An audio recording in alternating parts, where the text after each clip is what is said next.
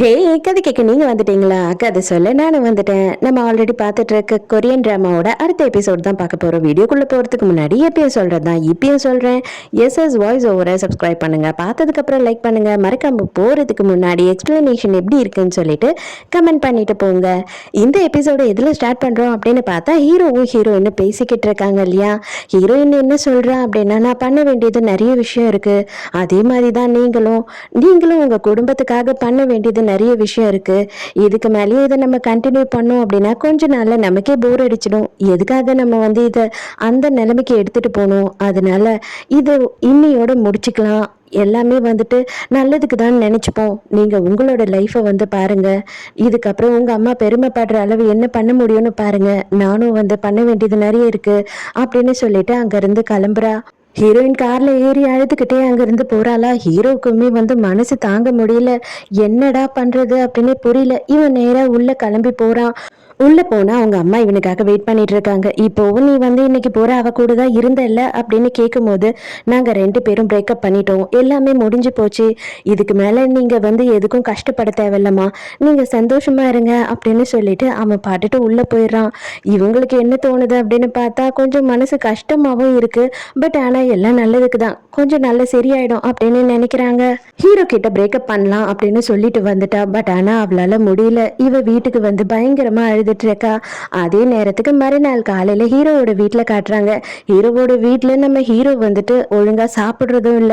அவன் ரொம்ப சோகமாவே இருக்கான். ஆனா வந்து எல்லாரும் எதிர்க்கையும் ரொம்ப நார்மலா இருக்கா மாதிரி காமிச்சுக்கிறான். அதே நேரத்துக்கு கொஞ்ச நாளா ஜூன்ஜாவுமே என்ன பண்றா அப்படின்னு பார்த்தா யாரு கூடயும் வந்து இங்க மிங்கல் ஆகாம அவளோட ரூம்ல தனியாவே இருக்கான். அதனால எல்லாருமே கேட்க ஆரம்பிச்சிடுறாங்க அவளுக்கு என்னதான் ஆச்சு அப்படின்னு சொல்லிட்டு. அப்ப வந்து நம்ம மாமியார் என்ன பண்றாங்கன்னா, அவங்களோட மாமியார் கிட்ட ரொம்ப நார்மலா பேச ஆரம்பிச்சுட்டாங்க. இந்த விஷயத்தெல்லாம் நீங்களே பார்த்துக்கோங்க, அது மட்டும் இல்லாம வீட்டு கணக்கு வழக்கு எல்லாத்தையும் கூட நீங்களே பார்த்துக்கோங்க அப்படின்னும் போது இவங்களுக்கு ரொம்ப சந்தோஷமாயிடுது. நம்ம ஹீரோயின் காலையிலேயே வேக வேகமா கிளம்பி நம்ம காங்க பார்க்க போறா. போன உடனே எனக்கு நிறைய வேலை கொடுங்க, என்ன வேலையா இருந்தாலும் பரவாயில்ல, வெரைட்டி ஷோ, அது மட்டும் இல்லாம போட்டோ ஷூட்டு, அது இது என்னவா இருந்தாலும் நான் பண்ண தயாரா இருக்கேன், நான் எனி டைம் பிஸியாவே இருக்கணும் அப்படின்னு சொல்லும் போது, அதெல்லாம் ஓகே, நீ பெட்டரா இருக்கியா, நீ ஃபர்ஸ்ட் பிரேக்கப் பண்ணியா அப்படின்னு சொல்லி கேட்கும் போது, ஆமா ஆமா அதெல்லாம் பண்ணிட்டேன், அதெல்லாம் நீங்க பேசவே தேவையில்லை, இனிமே நான் எப்படி சக்சஸ்ஃபுல்லா இருக்கணும் அப்படின்றத மட்டும் தான் பார்க்க போறேன், ஏன்னா காதல் எல்லாம் எனக்கு கனவு மாதிரி, கனவுல மட்டும்தான் வரும் அப்படின்னு சொல்றா. ஐயோ எனக்கு ஏன் கண்ணெல்லாம் வேர்க்குது அப்படின்னு சொல்லிட்டு வேக வேகமா ஸ்ப்ரே எடுத்து மூஞ்சில அடிக்கிறா. ஏய், அது ஃபேஸுக்கு போடுற ஸ்ப்ரே கிடையாது, அது ஹேர் ஸ்ப்ரே அப்படின்னும் போது, ஐயோ ஹேர் ஸ்ப்ரேவா, அதனாலதான் எனக்கு கண்ணெல்லாம் எரியுதா அப்படின்னு சொல்லிட்டு வேக வேகமா கிளம்பி போறா. அப்ப பார்க்கும்போது தான் பார்த்தா அவ வீட்டுக்கு போடுற செப்பல் ஒன்றும் வேற ஒரு செப்பல் ஒன்றும் போட்டுட்டு வந்திருக்கா. அப்ப காங்க என்ன சொல்றாருன்னா, அவளை அப்படியே விட்டுடு, அவ இப்படியே இருந்து கொஞ்சம் நல்ல சரியாயிடுவா, இதுதான் அவளுக்கு நல்லது அப்படின்னு சொல்றாங்க. தாத்தாவோட வைஃப் நம்ம மாமியார் கிட்ட பேசிக்கிட்டு இருக்கும் போது என்ன கேக்குறாங்கன்னா, ஜூன்ஜாவை நீ வந்துட்டு சாக்கு கல்யாணம் பண்ணி வைக்கலான்னு யோசிக்கிறியா என்ன அப்படின்னு கேட்கும் போது, என்ன நீ லூசு தனமா பேசிக்கிட்டு இருக்க, மறுபடியும் இதெல்லாம் பேசிடாத என்னைக்குமே என்கிட்ட அப்படின்னு சொல்லி கத்துறாங்க. இதை எல்லாத்தையுமே வந்து ஜூன்ஜா கேட்டுட்டு இருக்கா.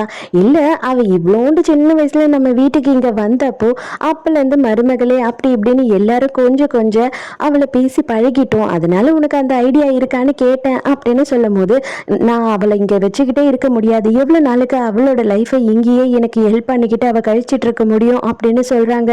அப்ப கோவமா அங்க இருந்து போயிடுறா. அதுக்கப்புறம் அவங்க என்ன சொல்றாங்கன்னா, அவ ரொம்ப டேலண்ட் ஆனவ, அவ என்ன விடவும் நல்லா சமைக்க தெரியும், அவளை வந்து நான் எனக்கு தெரிஞ்ச எல்லாத்தையுமே கத்து கொடுத்ததுக்கு அப்புறம் அவளை மேல் படிப்பு படிக்க வைக்க போறேன் இது சம்பந்தமா அப்படின்னு சொல்லிட்டு இருக்காங்க. குட்டி பையனை கிளப்பி ஸ்கூலுக்கு அனுப்பிட்டு அவனோட புக்ஸ் எல்லாம் எடுத்து வைக்கும் போது அதில் அவங்க அம்மாவை வரைஞ்சி, எங்கள் அம்மா என்னை விட்டுட்டு போயிடுவாங்க போல, இதுக்கப்புறம் திரும்பி வரவே மாட்டாங்களா, அம்மாவும் அப்பாவும் பிரிஞ்சிடுவாங்களா அப்படின்னு சொல்லி எழுதி வச்சிருக்கான். ஐயோ இவனுக்கு எல்லாமே தெரிஞ்சிருக்கு போல அப்படின்னு பார்க்குறாங்க. அதே நேரத்துக்கு மீராவை காட்டும் போது, மீராவை ஒரு அப்பார்ட்மெண்ட்டில் கொண்டு போய் அவன் தங்க வச்சான் இல்லையா, அந்த அப்பார்ட்மெண்ட்லேருந்து பிடிச்சி வெளியில் தள்ளிடுறாங்க. இது என்னோட அப்பார்ட்மெண்ட், அவன் சும்மா கொஞ்ச நாளுக்கு தான் கேட்டான், அது எப்படி எனி டைம் நீங்கள் இங்கேயே இருக்கலாம் அப்படின்னு முடிவுக்கு வந்துட்டீங்க, மரியாதையா கீயை கொடுங்க அப்படின்னு சொந்தக்காரர் வாங்கிட்டு போயிடுறாரு. மீராவை பாக்குறதுக்காக ஆபீஸ்க்கு டாங் வரான். அந்த டைம்க்கு அங்க எல்லாரும் பேசிக்கிட்டு இருக்காங்க. அதாவது சேர்மன் வந்து நல்லா அவளை ஏமாத்திட்டு போயிட்டாரு, இதுக்கப்புறம் என்ன நடக்க போகுதுன்னே தெரியல அப்படின்னு சொல்லிக்கிட்டு இருக்காங்க. இப்பதான் இவனுக்கு புரியுது. வேக வேகமா போய் மீரா கிட்ட கேக்குறான், என்ன நடந்ததுன்னு கரெக்டா உண்மையை சொல்லு அப்படின்னும் போது அவ வந்து எதுவும் சொல்றதுக்கே தயாரா இல்ல. இத பாரு, நான் தான் உன்னை எனக்கு பிடிக்கலன்னு சொல்லி அனுப்பிட்டேன் இல்லையா, எதுக்காக என்னைய வந்து நீ தொல்லை பண்ணிட்டு இருக்க, அதனால தயவு செஞ்சு இங்க இருந்து கிளம்பு அப்படின்னு சொல்றா. எங்க ஹீரோயினுக்கு வந்து ஒரு டிராமால நடிக்கிறதுக்கு சான்ஸ் வந்திருக்கு. அவர் காமெடியா சொன்னா அவ விழுந்து விழுந்து சிரிக்கிறா. ஒரு சீரியஸான சீனை சொல்லும் போது பயங்கரமா கதறி கதறி அழுறா. அதுக்கு காங்க என்ன சொல்றாருன்னா, நீங்க எதுவும் தப்பா நினைச்சுக்காதீங்க, அவ வந்து அப்படிதான், அவ என்ன கேரக்டர் கொடுத்தாலும் அந்த கேரக்டராவே ஆயிடுவா, மத்தபடி வேற ஒண்ணும் இல்ல அப்படின்னு சொல்லி சமாளிக்கிறாரு. மேனேஜரும் தனியா கூட்டிட்டு வந்து கேக்குறாரு, உனக்கு ஒண்ணும் இல்ல அப்படின்னும் போது எனக்கு என்ன, நான் நல்லா தான் இருக்கேன், நான் நிறைய விஷயம் பண்ண போறேன், எனக்கு என்ன கவலை, நான் எனி டைம் பிஸியாவே இருக்க போறேன் அப்படின்னு சொல்லிக்கிட்டு இருக்கா. ஒரு இடத்துல போயிட்டு ஹீரோயினுக்கு போட்டோ ஷூட் நடத்திட்டு இருக்காங்க. அங்க நிறைய பொண்ணுங்க வந்துட்டு ஹீரோயின் கிட்ட ஆட்டோகிராஃப் எல்லாம் வாங்கி ஹீரோயினுக்கு வந்து தண்ணி அது இதுன்னு எடுத்துட்டு வந்து கொடுக்குறாங்க. இவளுக்குமே வந்து ஃபேன்ஸ் எல்லாம் பார்க்கும் போது ரொம்ப சந்தோஷமா இருக்கு. பட் ஆனா அவ ஒழுங்கா சாப்பிடவே மாட்றா. மேனேஜர் வந்து கெஞ்சுறாரு, நீ காலையில இருந்து எதுவுமே சாப்பிடல, இந்த மாதிரி பண்ணாத அப்படின்னு சொன்னா கூட அவ சாப்பிட மாட்றா. இங்க அதே நேரத்துக்கு இன்சோவை காட்டுறாங்க. இன்சோவோட ஃப்ரெண்ட் வந்து என்ன சொல்றா அப்படின்னா, உங்க மாமியாரை பத்தி கம்ப்ளைண்ட் வந்திருக்கு, அவங்க வந்துட்டு ஊழல் பண்ணியிருக்காங்களாம், அதுவும் ஆர்ஃபனேஜில் கொடுக்குற சாப்பாடுல ஊழல் பண்ணியிருக்காங்க, ஹெல்த்தியான சாப்பாடே கொடுக்க மாட்றாங்க அப்படின்னு சொல்லிட்டு சும்மா யாருன்னே தெரியாம மொட்டை கடுதாசி வந்துகிட்டே இருக்கு. இங்க தயவு செஞ்சு உங்ககிட்ட நான் தான் கொடுத்தேன்னு மட்டும் சொல்லிடாத, இது என்ன ஏதுன்னு நீ கொஞ்சம் பாரு அப்படின்னு கொடுத்துட்டு போறா. இதை நேரம் எடுத்துட்டு போய் மாமியார் கிட்ட இது என்னன்னு பாருங்க, இந்த மாதிரி கண்டினியூவா வருதான் அப்படின்னு சொல்லும் போது அவங்க கொஞ்சம் பயப்படுறாங்க. இருந்தாலும் இது என்னது, மொட்டை கடுதாசி தானே, இது மாதிரிலாம் எல்லார பத்தியும் நிறைய வரும், ஏன் சிஎம் பத்தி வரும், பிஎம் பத்தி வரும், அதெல்லாம் உண்மையாயிடாது, தூக்கி போட்டுட்டு போய் உன் வேலையை பாரு, என்னை பத்தி என்னடா தப்பு கிடைக்கும் அப்படின்னு சொல்லிட்டு அலைஞ்சிட்டு இருக்கியா அப்படின்னு திட்டிட்டு போயிடுறாங்க. கொஞ்ச நேரத்துல ஃப்ரெண்டு மறுபடியும் கால் பண்றா, இன்னொரு 4 லெட்டர் வந்திருக்கு உங்க மாமியாரை பத்தி கம்ப்ளைண்ட் கொடுக்குற மாதிரி, அதை என்ன பண்ணட்டும் அப்படின்னும் போது இது பாரு, அவங்க வந்துட்டு ரொம்ப கோவப்படுவாங்க, திமிரா பேசுவாங்க, இதெல்லாம் அவங்க பண்ண மாட்டாங்க, இது யாரோ வேணும்னே அவங்க மேல பழி போடுறாங்கன்னு நினைக்கிறேன், நான் கண்டிப்பா இதை செக் பண்றேன் அப்படின்னு சொல்றா. இவன் நேர்லயே போய் அந்த ஆர்ஃபனேஜ்ல விசாரிச்சுட்டு வரா. எங்க என்ன நடக்குதுன்னா, டாங் கம்பல் பண்ணி மீராவை வீட்டுக்கு கூட்டிட்டு வரான். நான் இங்க வரமாட்டேன், நான் மாமியாரை எப்படி பேசுனேன்னு உனக்கு தெரியுமா அப்படின்னும் போது இது பாரு, நீ என்ன இன்னைக்கு அப்ப ரோட்ல தூங்க போறியா, உனக்கு தங்குறதுக்கு இடம் இல்லைல்ல அப்படின்னு சொல்றான். உடனே வந்துட்டு கரெக்டா அந்த டைமுக்கு மாமியார் அங்க வந்துடுறாங்க. இங்க என்ன நடக்குது, நீ என்னடி என்ன அவ்வளோ பேசி அனுப்பிட்டு இப்போ வெக்கமே இல்லாமல் இங்கே வந்து நிற்கிற அப்படின்னு சொல்லி கேட்குறாங்க. குழந்தை வேக வேகமாக அம்மானு ஓடி வந்த உடனே இவங்க என்ன சொல்கிறாங்கன்னா, சரி சரி எல்லாரும் உள்ளே போங்க, காலையில் பேசிக்கலாம் எதா இருந்தாலும், இங்கே எதுக்கு நின்றுட்டு இருக்கீங்க இன்னும் அப்படின்னு ஒரு கத்துறாங்க.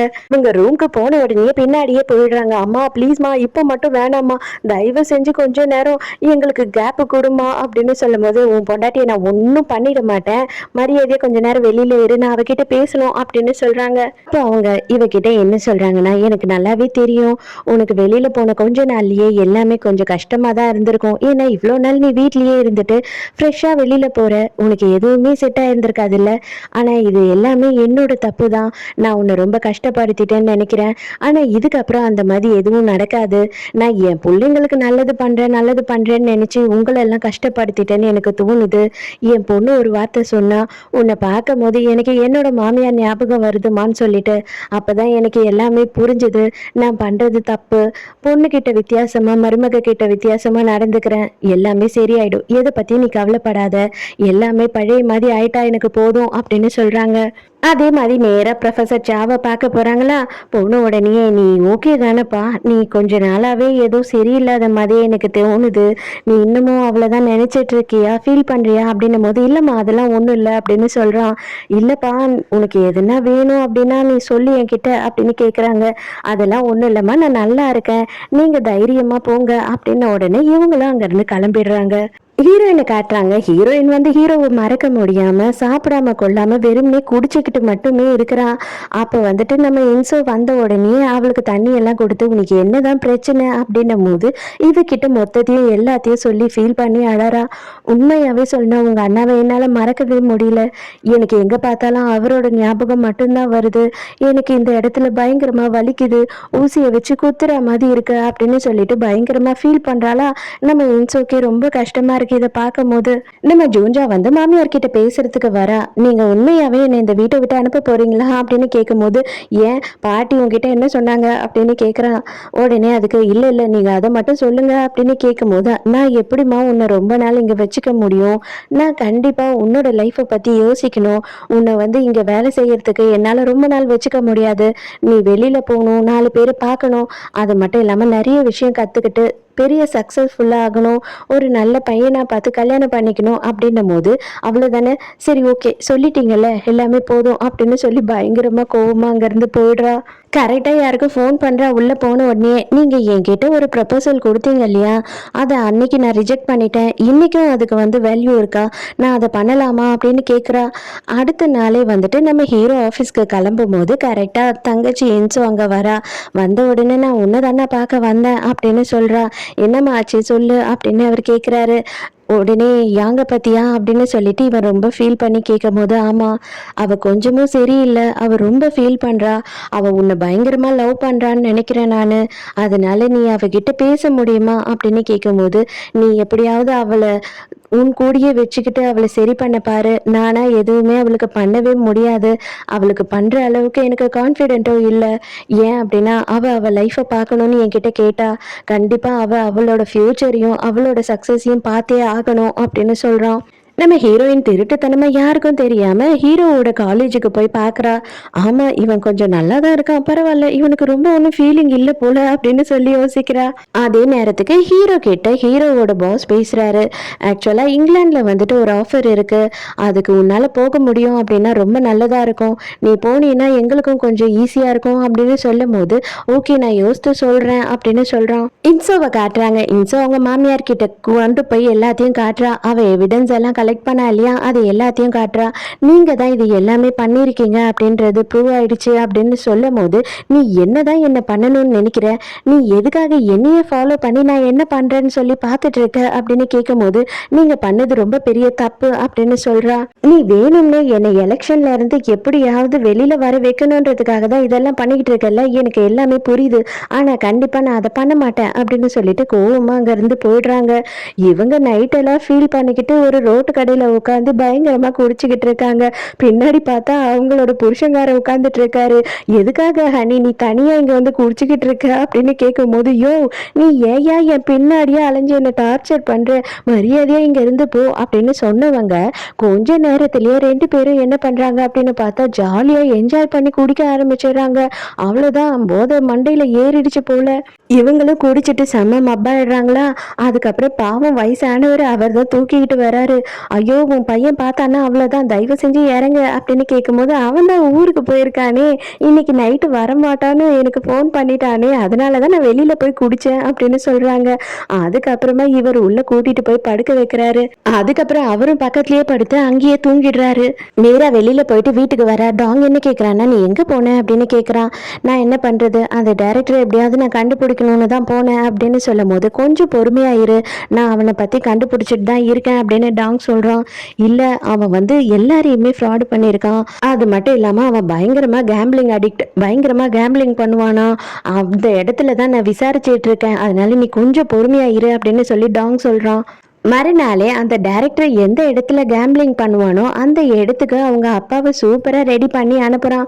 ஏன்னா இவன் போனாலும் இவன் பொண்டாட்டி போனாலும் அவனுக்கு தெரியும், அவங்க அப்பாவை தெரியாது இல்லையா. அப்பா நீ அங்கே போனீன்னா நல்ல பணக்கார மாதிரி சீனை போடணும், அங்கே இருக்கவங்க கிட்டலாம் பயங்கரமாக எதுலேயோ இன்வெஸ்ட் பண்ணணும், காசு நிறைய வச்சிருக்கேன்ற மாதிரி பேசணும், அப்போ தான் அவன் காதுக்கு அந்த விஷயம் போகும் அப்படின்னு சொல்கிறான். நல்லா பொண்டாட்டியும் புருஷனும் கட்டி பிடிச்சி தூங்கிட்டு இருக்காங்களா, அப்போ வந்து காங்கோட குரல் கேட்குது. இவங்க ஹஸ்பண்ட் வந்து எக்கச்சக்கத்துக்கு நல்லா தூங்கிட்டு இருக்காரு. இப்போதான் இவங்களுக்கு சுயநினைவே வந்திருக்கு. ஐயோ என்ன பண்ண நானு, அப்பா இருப்பா வெளியிலேயே வெயிட் பண்ணுப்பா தம்பி நான் வரேன் அப்படின்னு சொல்லி குரல் கொடுக்குறாங்க. பிள்ளைக்கும் அம்மாக்கும் ஒரே ஐடியா தான் வருது. இவங்களுமே வந்துட்டு அந்த கபடை ஓப்பன் பண்ணி அவரை உள்ள உட்கார வச்சுட்டு பொறுமையா அப்படியே கேஷுவலா எழுந்து போற மாதிரி வெளியில போறாங்க. போய் பார்த்தா நம்ம காங்க உட்காந்துட்டு இருக்கான், இன்சோமும் உட்காந்துட்டு இருக்கான். என்னப்பா இன்னைக்கு வரமாட்டேன்னு சொன்ன, எப்படி வந்த அப்படின்னும் போது, இல்லம்மா கொஞ்சம் வேலை முடிஞ்சிடுச்சு சீக்கிரமாவே, அதான் நான் வந்துட்டேன் அப்படின்னும் போது தான் இவங்க யோசிக்கிறாங்க. ஆமா நீ எதுக்காக என் வீட்டில் வந்து உட்கார்ந்துட்டு இருக்க அப்படின்னு கேட்குறாங்க. நான் எல்லாத்தையும் காங்கிட்ட சொல்லி ஆகணும், அப்பதான் அவருக்கு இதெல்லாம் புரியும் அப்படின்னு சொல்லும் போது கரெக்டாக அவங்களோட ரூம்ல இருந்து ஏதோ சவுண்டு கேட்குது. அது ஒண்ணும் இல்ல. வைப்ரேஷன்ல வந்து ஃபோன வச்சிருந்தேன்னா, அது அப்படியே ரிங் ரிங் ரிங்ன்னு அடிச்சுக்கிட்டே வந்து கீழ விழுந்திருக்கும். அதான் சவுண்டு. "ஒரே நிமிஷம் இருங்க, நான் போய் செக் பண்ணிட்டு வரேன்" அப்படின்னு உள்ள போயிடுறாங்க. அங்க உள்ள போன பிறகு தான் அவரு என்னன்னா, "ஐயய்யோ! எனக்கு வயிறு கலக்குது. என்னால இதுக்கு மேல அடக்கவே முடியாது" அப்படின்னு சொல்றாரு. "மவனே நீ என்ன பண்ணாலும் சரி, நீ பேண்ட்லயே போனாலும் சரி, இங்கருந்து வெளியில வந்து என் மானத்த மட்டும் வாங்கிடாத. என் புள்ள என்ன பார்த்தானே என்ன பண்ணுவான்னே தெரியல" அப்படின்னு சொல்லிட்டு ஒரு வாட்டர் பாட்டில எடுத்து குடுக்குறாங்க. இதா தயவு செஞ்சு இதுல போயிடு, கொஞ்ச நேரத்துக்கு கம்முனு இரு அப்படின்னு சொல்லும்போது, ஐயோ எனக்கு இது கிடையாது அது அப்படின்னு சொல்றாரு அவரு. டேய் என்னை ஏன்டா இப்படி சாவடிக்கிற, எதுக்காகடா நீ வந்து என் உயிரை வாங்குற, என் புள்ள எதிர்க்க என் மானெல்லாம் போக போகுது, நீ செத்தாலும் பரவாயில்ல இங்கேயே இரு அப்படின்னு சொல்லிட்டு மறுபடியும் வெளியில போறாங்க. கரெக்டா இன்சோ பேச வர அப்பதான் அவர் வெளியில ஓடி வராரா, எல்லாரும் ஷாக் ஆயிடுறாங்க. என்னையா நீ எங்க அம்மா ரூம்ல இருந்து வெளியில வர அப்படின்னு கத்தும்போது, இல்லப்பா தம்பி இப்ப என்னால பேசவே முடியாது, இங்கேயே மருமக எதிர்க்க அசிங்கமாயிடும் அப்படின்னு சொல்லிட்டு அவர் கை வச்சுக்கிட்டே ஓடுறாரு. அதோட கரெக்டா இவன் என்ன பண்றான் அப்படின்னு பார்த்தா, எல்லாத்தையும் கொண்டு வந்து வெளியில கடாசிட்டு, "இன்னும் ஒரு வாட்டி எங்க அம்மா பக்கத்துல வராத, வந்தனா என்ன பண்ணுவேன்னே தெரியாது" அப்படின்னு போயிட்டு அவங்க அம்மா கிட்ட செம்மையா கத்துறான். "ஏம்மா உனக்கு வெட்கமாவே இல்லையா? எதுக்காக நீ இந்த மாதிரி ஒரு வேலைய பார்த்த?" அப்படின்னு சொல்லும்போது, "உங்க அப்பாடா அவரு" அப்படின்னு சொல்றாங்க. "அப்பாவா? எந்த அப்பா அம்மா கை குழந்தைய பொண்டாட்டி கிட்ட விட்டுட்டு போவான்? அவன்லாம் எனக்கு அப்பாவா? தயவு செஞ்சு வந்துட்டு இந்த மாதிரி கேவலமா நடந்துக்காத, எனக்கு ரொம்ப அசிங்கமா இருக்கு, நீ எதுக்காக இப்படி பண்ணன்னு எனக்கு புரியவே இல்ல" அப்படின்னு சொல்லி போறான். அப்பதான் அவனுக்கு இன்சாவோட ஞாபகமே வருது. "நீ ஏதோ சொல்லணும்னு சொன்னியே, இல்ல நான் அப்புறமா சொல்றேன்" அப்படின்னு சொல்லிட்டு அவ அதை சொல்லாமையே விட்டுடுறா.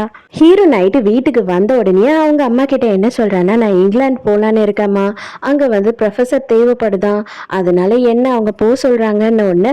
"அப்படியா? ஒன்றும் பிரச்சனை இல்லப்பா, நல்லதா போச்சு, உனக்குமே ஒரு சேஞ்ச் கிடைச்சா மாதிரி இருக்கும், உன்னோட கெரியரும் ரொம்ப நல்லா இருக்கும், எவ்வளவு நாளுக்கு அப்படின்னு கேட்கும்போது, "போனேன்னா 5 வருஷம் ஆயிடும் வர்றதுக்கு" அப்படின்னு சொல்றான். இது எல்லாத்தையும் ஜூன்ஜா கேட்டுக்கிட்டு இருக்கா. "பரவாயில்ல பரவாயில்ல, எல்லாம் உன் நல்லதுக்கு தான், நீ ஓகே சொல்லிடு" அப்படின்னு சொல்லிடுறாங்க. நைட்டு எல்லாரும் தூங்கின உடனே ஜூன்ஜா வந்துட்டு யார் யாரையோ உள்ள கூட்டிட்டு வரா. என்ன பண்றா அப்படின்றது நமக்கு இன்னும் தெரியல.